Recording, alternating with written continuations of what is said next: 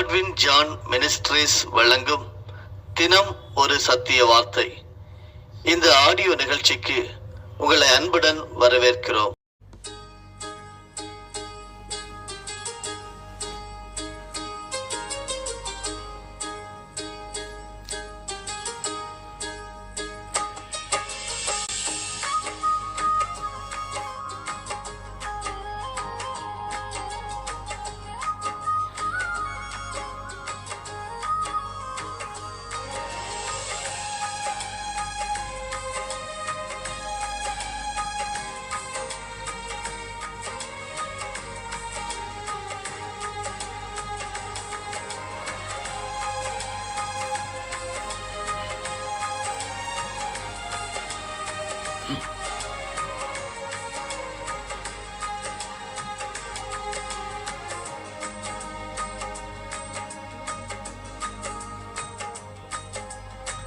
சிறகுகளின் நிழல்தனிலே நான் நம்பி இளைப்பாறுவேன். நீர்த்துணையாய் இருப்பதனால் நான் என்றும் இளைப்பாறுவேன். சிறகுகளின் நிழல்தனிலே நான் நம்பி இளைப்பாறுவேன். நீர்த்துணையாய் இருப்பதனால் நான் என்றும் இளைப்பாறுவேன். கண்மணி போல என்னை காப்பவரை நான் நம்பி இளைப்பாறுவேன். கண்ணுறங்காமல் காப்பவரை நான் நம்பி இளைப்பாறுவேன். மறைவிடமே ஆராதனை, உறைவிடமே உமக்கு ஆராதனை. அடைக்கலமே ஆராதனை, புகலிடமே உமக்கு ஆராதனை. ஆராதனை உமக்கு ஆராதனை. என்னை நேசிக்கும் இயேசுவே ஆராதனை. ஆராதனை உமக்கு ஆராதனை. என்னை ஆதரிக்கும் இயேசுவே ஆராதனை.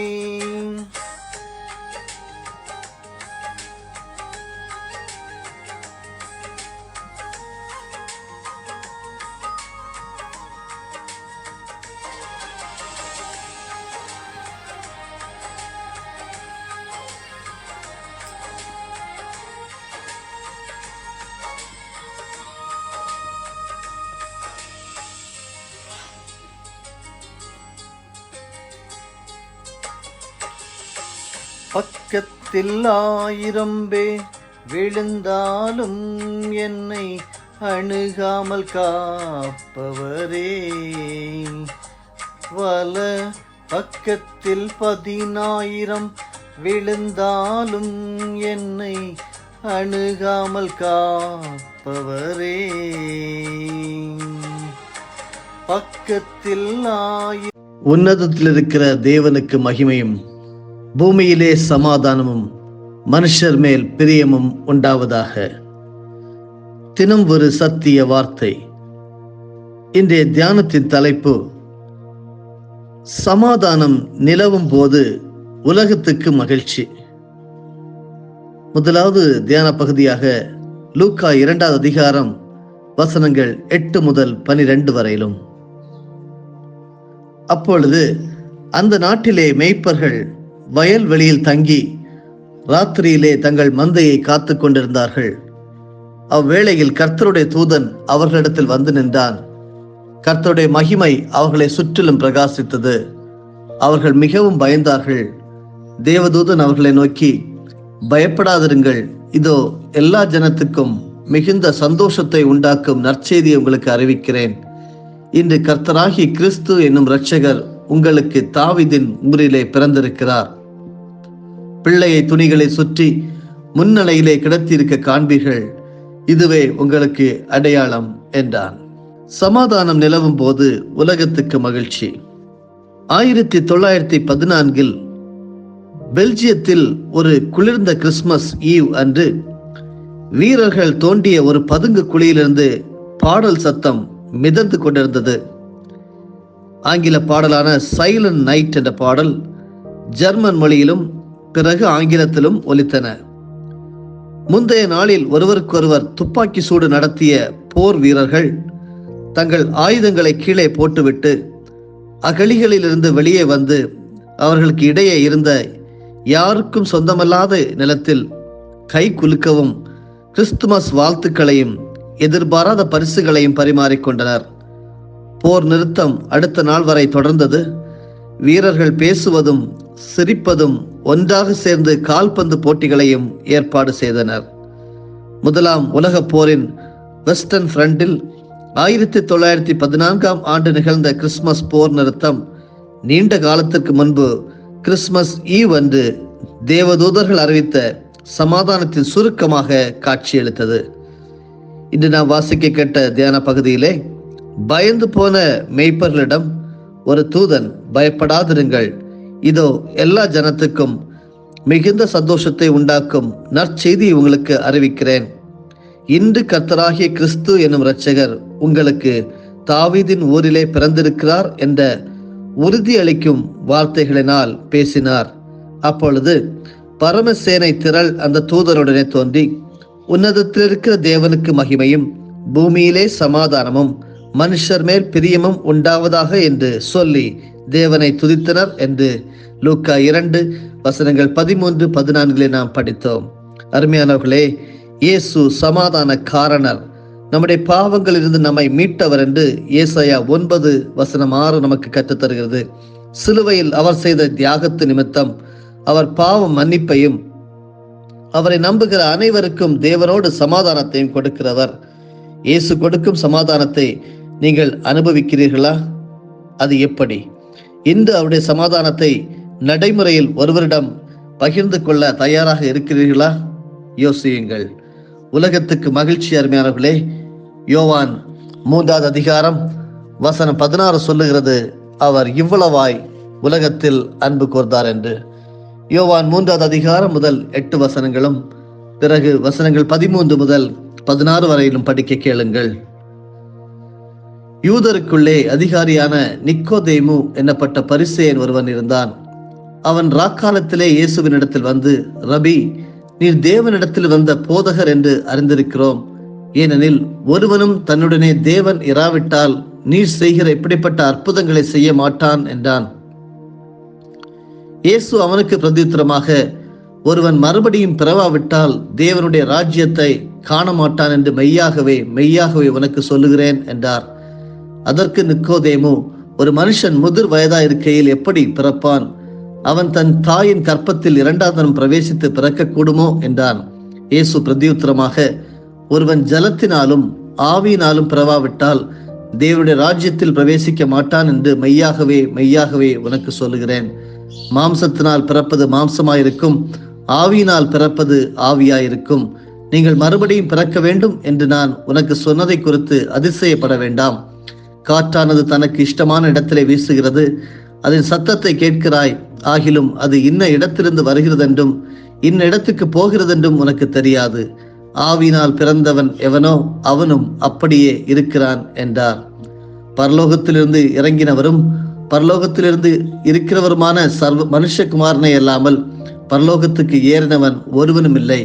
சர்ப்பமானது மோசேயினால் வனாந்தரத்திலே உயர்த்தப்பட்டது போல மனுஷகுமாரனும் தன்னை விசுவாசிக்கிறவன் எவனோ அவன் கெட்டு போகாமல் நித்திய ஜீவனை அடையும்படிக்கு உயர்த்தப்பட வேண்டும். தேவன் தம்முடைய ஒரே பேரான குமாரனை விசுவாசிக்கிறவன் எவனோ அவன் கெட்டு போகாமல் நித்திய ஜீவனை அடையும்படிக்கு அவரை தந்தருளி இவ்வளவாய் உலகத்தில் அன்பு கூர்ந்தார். ஒவ்வொரு கிறிஸ்துமஸிற்கும் உலகெங்கிலும் உள்ள கிறிஸ்துவின் பிறப்பிடம் பற்றிய காட்சிகளால் வீட்டை அலங்கரிக்கிறோம். இப்படி ஒரு சகோதரி எழுதுகிறார்கள், எங்களிடம் ஒரு ஜெர்மன் பிறப்பிட பிரமிட் உள்ளது. பெத்லஹேமில் உள்ள ஒலிவ மரத்திலிருந்து வடிவமைக்கப்பட்ட முன்னணி காட்சி மற்றும் பிரகாசமான வண்ண மெக்சிகன் நாட்டுப்புற பதிப்பும் உள்ளது.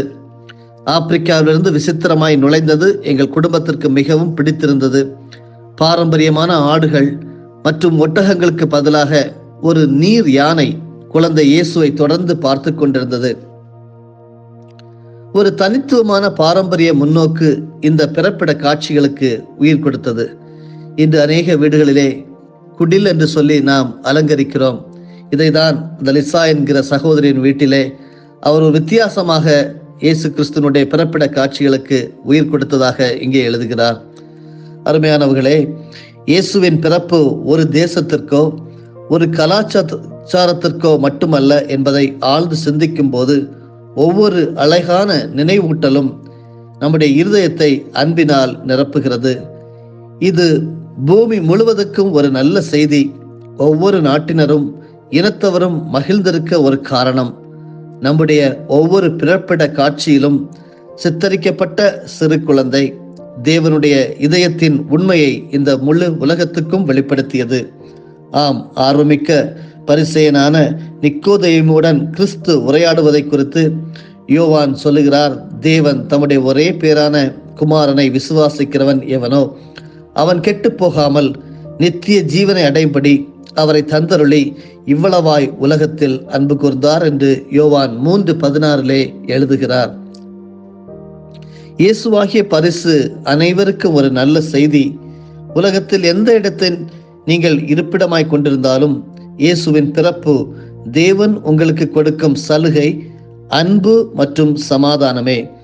கிறிஸ்துவில் புதிய வாழ்வை கண்ட யாவரும் சகல கோத்திரங்களிலும் பாஷைக்காரரிலும் ஜனங்களும் ஜாதிகளிலும் இருந்து ஒரு நாள் தேவனுடைய மகிமையை என்றென்றைக்கும் கொண்டாடுவார்கள் என்று வேதத்தின் கடைசி புத்தகமாகிய வெளிப்படுத்துதல் விசேஷம் 5வது அதிகாரம் வசனம் 9 நாம் படிக்க முடிகிறது. அருமையானவர்களே, சமாதானம் நிலவும் போது உலகத்துக்கு மகிழ்ச்சி. முதலாவது உங்களிலே சமாதானம் இருக்கிறதா? உங்கள் குடும்பத்திலே, உங்கள் உறவிலே சமாதானம் இருக்கிறதா? சபைகளிலே, சமுதாயத்திலே, நாட்டிலே, தேசத்திலே சமாதானம் இருக்கிறதா? சற்று யோசித்து பாருங்கள். எந்த தனிப்பட்ட முறையில் நீங்கள் இயேசுவின் பிறப்பை கொண்டாட இன்று முன்வருகிறீர்கள்? தேவனுடைய அன்பு இந்த முழு உலகத்துக்கே என்ற நினைவூட்டல் இந்த கிறிஸ்துமஸ் காலத்தில் உங்களை மகிழ்விக்கட்டும். ஆண்டவர் உங்களை ஆசீர்வதிப்பாராக. சமர்ப்பித்து ஜெபிப்போமா?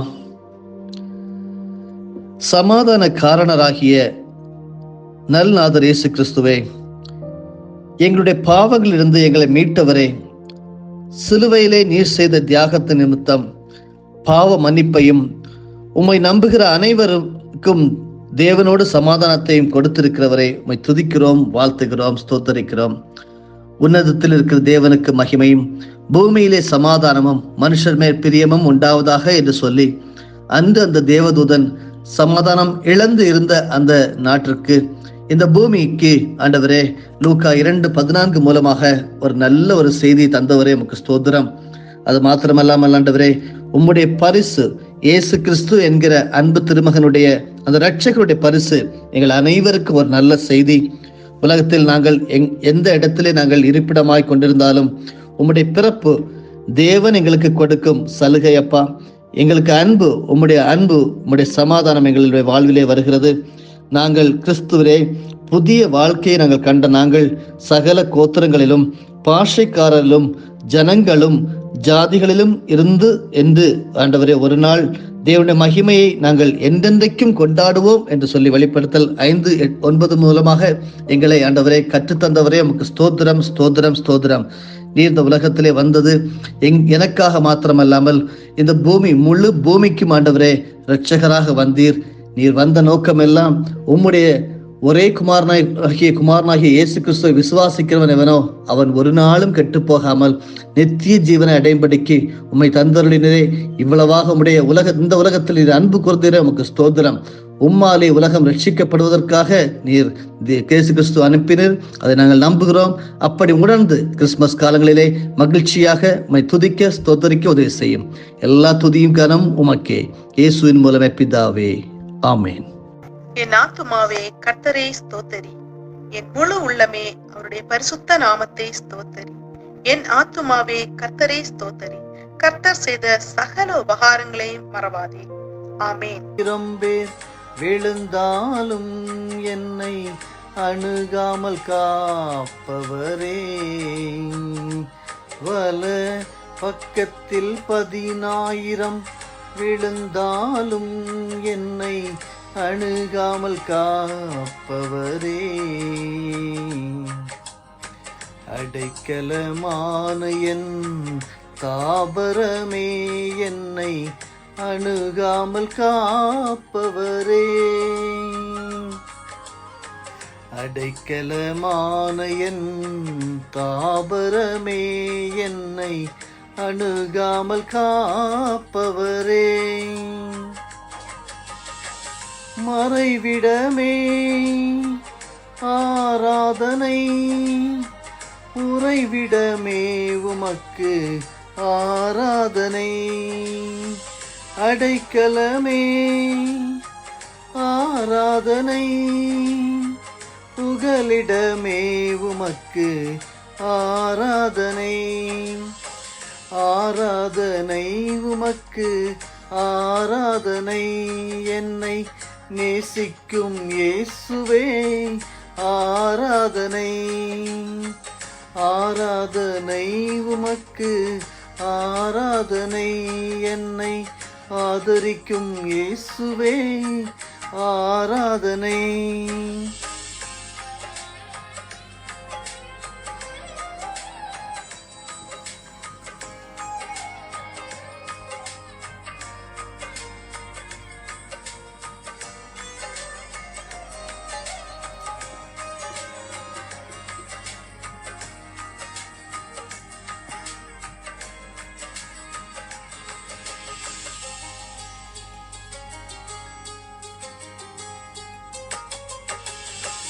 இச்சகம் பேசிடும் நாவுகள் முன்னிலே என்னை காப்பவரே,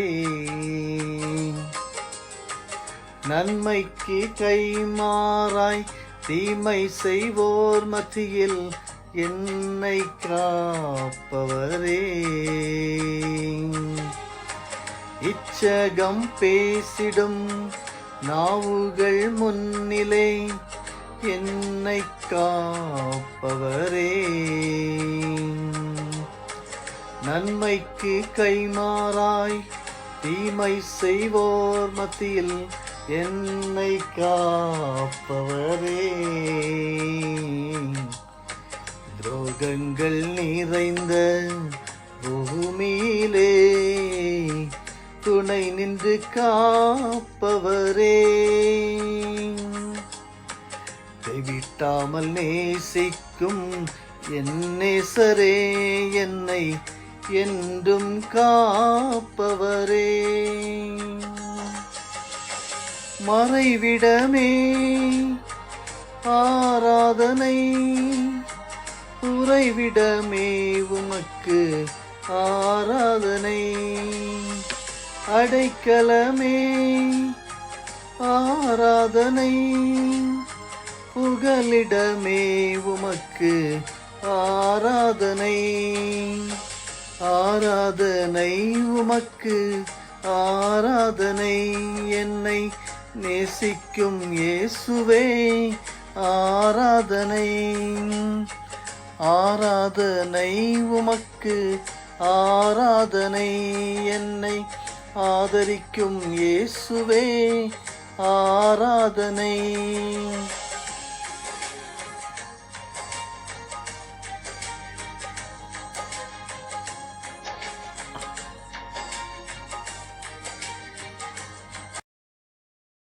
நம்முடைய ஆண்டவராகிய இயேசு கிறிஸ்துவின் மூலமாக உங்களை நாங்கள் மனமாற ஆசீர்வதிக்கிறோம்.